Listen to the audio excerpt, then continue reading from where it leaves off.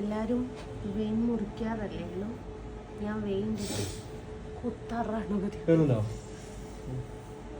നല്ല തലവേദനയായിരുന്നു. നേരെ ഹോസ്പിറ്റലിലേക്ക് വന്നു.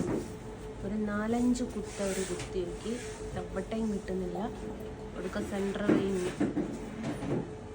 കുത്തി മരുന്ന് കയറ്റിക്കൊണ്ടിരിക്കും. അനങ്ങരുത് എന്ന് പറഞ്ഞു എന്നോട്. ഞാൻ കൊന്നാലും അനങ്ങൂല.